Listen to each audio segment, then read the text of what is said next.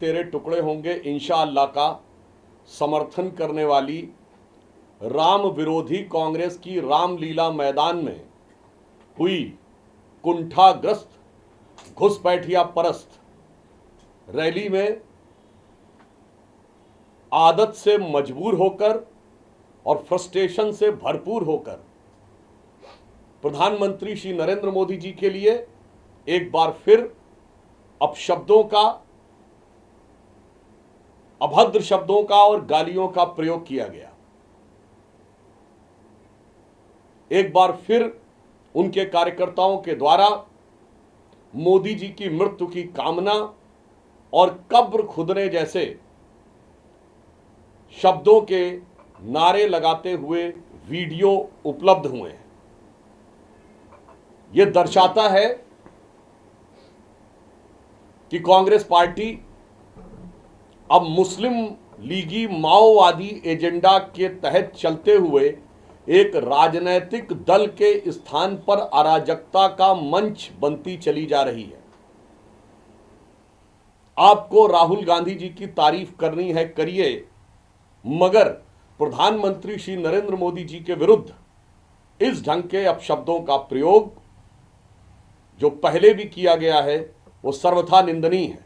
यद्यपि कोई तुलना नहीं है जहां राहुल गांधी जी भारत की राजनीति और अपनी पार्टी के सर्वाधिक असफल और सर्वाधिक उच्छृंखल नेता साबित हुए हैं, वहीं श्री नरेंद्र मोदी जी भारत की राजनीति और भारतीय जनता पार्टी के सर्वाधिक सफल और सर्वाधिक कर्मठ नेता साबित हुए हैं।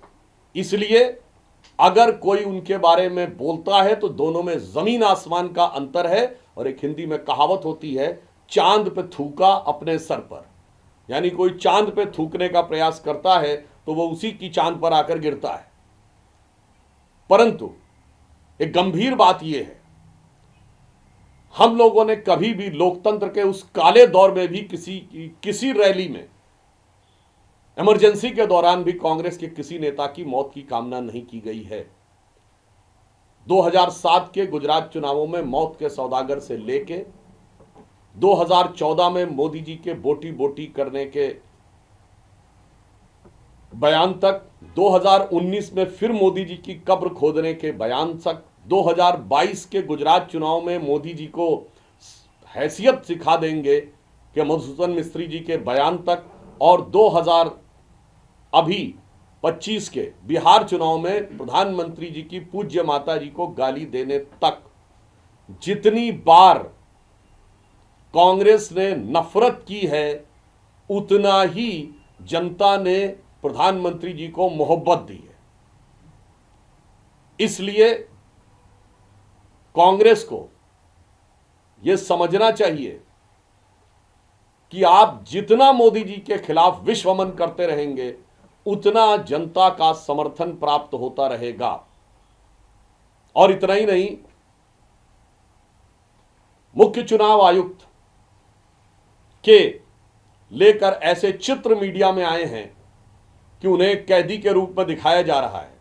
अर्थात कांग्रेस पार्टी जो सत्ता में रहते हुए आतंकियों का नैतिक समर्थन करती रही है, वो अब संवैधानिक संस्थाओं में आतंक पैदा करने का प्रयास कर रही है। और देश की जनता भली भांति यह समझती है कि कौन व्यक्ति ऐसा है जिसके हाथ में आने से संविधान खतरे में होगा।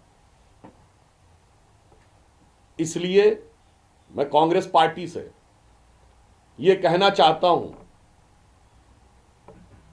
कि आप जितनी भी अभद्र शब्दों का प्रयोग जब तक करते रहेंगे, आपका परिणाम क्या होगा, मैं प्रधानमंत्री श्री नरेंद्र मोदी जी की तरफ से कहना चाहूंगा कि दरिया का सारा नशा उतरता चला गया, तू मुझको डुबाता रहा और मैं उभरता चला गया, और मंजिल समझ के बैठ गए जिस पे चंद लोग, मैं ऐसे कितने ही रास्तों से गुजरता चला गया।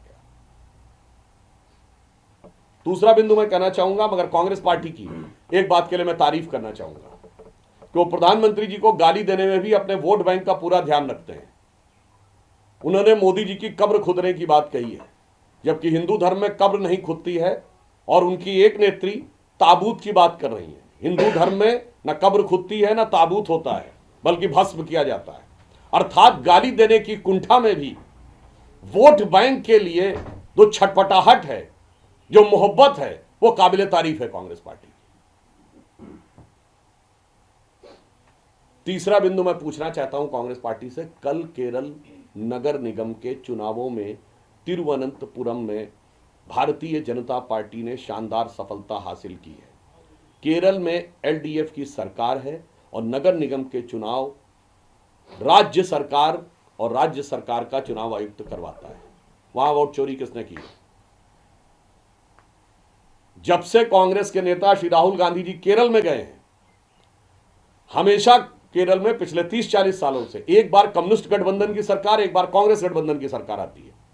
परंतु यह पहली बार हुआ है लंबे समय के बाद कि जब कम्युनिस्ट गठबंधन की सरकार यानी एलडीएफ सत्ता में थी और कांग्रेस दोबारा चुनाव हार गई, यूडीएफ फिर चुनाव हार गई और सत्ता में नहीं आ पाई। मैं कांग्रेस पार्टी से पूछना चाहता हूं, तुम्हारा वोट किसने चोरी किया? कम्युनिस्टों ने। भारतीय जनता पार्टी तो वहां पे है नहीं। और नगर निगम के चुनावों में जहां जहां कांग्रेस पार्टी कम्युनिस्टों से हारी है केरल में, और जहां जहां कम्युनिस्ट पार्टी कांग्रेस से हारी है, किसने किसका वोट चोरी किया है? इस बात का मुझे सीधा सपाट जवाब चाहिए, अन्यथा मैं पुनः कहना चाहता हूं, कांग्रेस पार्टी अब एक राजनीतिक दल से अधिक अराजकता का मंच बनती जा रही है। एक कांग्रेस पार्टी जो एक दौर में जो दावा करती है, महात्मा गांधी जी से लेके लोकमान्य तिलक, सरदार पटेल, सुभाष चंद्र बोस जी जैसे बड़े बड़े नेताओं की विरासत का दावा करके स्वतंत्रता संग्राम का नेतृत्व कर रही थी, वो कांग्रेस पार्टी आज भारतीय राजनीति के लिए एक अभिशाप के समान होती चली जा रही है।